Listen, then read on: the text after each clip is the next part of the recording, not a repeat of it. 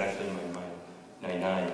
But of her many attributes, what spoke loudest to me was her love for God and her family. So I came up with a simple acrostic of love, L-O-V-E, to help with my reflection. First, the L for love. L is for Grandma loves the Lord. Grandma faithfully went to church, Chinese Gospel Church, the only church we knew growing up. She encouraged all to attend, especially the family, and even carpooled with our family for years. Uncle Gene drove his van, which fit all of us, including Grandma and Auntie Carol. But with Grandma, it was always more than just going to church. She truly loved God, and the fruit of his love was evident in her life. I am deeply grateful for her example and influence spiritually, knowing that one day when I go home, I'll see Grandma, my dad, Uncle Eugene, and Auntie Carol again.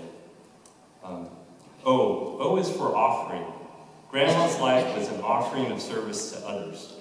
Grandma served in many ways, but like many of you, what I remember most was her cooking. She cooked at church, at Memorial Day picnics, and at her home.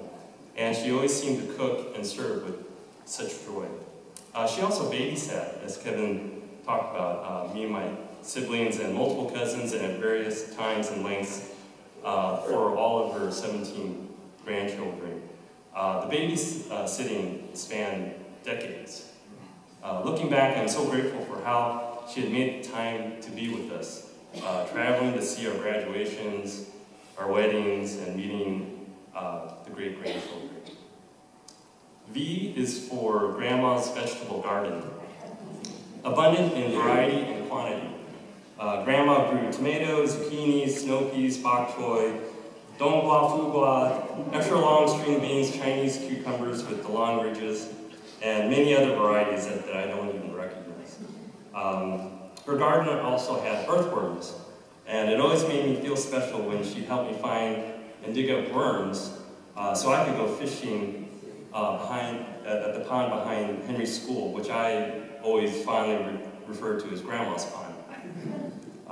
In addition to growing vegetables, Grandma Hong always made time and effort to cultivate her friendships and her relationships. Did you know that Grandma had Gmail? You know, Grandma mail. A handwritten note or a card to wish you happy birthday or Merry Christmas, or just to say thank you.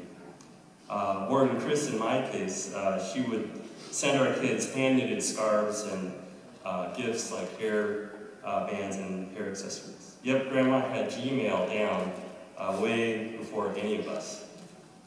L is for loving the Lord. O is for offering her life in service. V is for vegetable garden. And E. E is for energetic, economical. E is for efficient. E is for easygoing. All of these are true of Grandma. But really, and I know my cousins will agree, there's really one E when describing Grandma, and that is Grandma's desire for us to eat more. Grandma always told me this, and I'm sure you too, to eat more. Over the years, Grandma hosted countless dinners and meals at her home for every occasion. My sister Becky recalls 18 years of Thanksgivings, Christmases, and Chinese New Year's celebrated at Grandma's house. Her house was always full, and not just with relatives. College and graduate students were frequent guests also. Christine recalls meeting someone in California who had been to CGC, and she asked, "Oh, do you know Grandma Hong?" And he said, yes. She invited me to her house for dinners and was given vegetables. Yes, that sounds exactly like Grandma. I remember the barbecue chicken that she marinated and prepared, which was succulent and sweet and juicy. I remember the scrumptious mouth-watering smell that would waft through her house from her fresh-baked bread rolls. And I also remember the steamed fish provided by Uncle Bill, cooked Chinese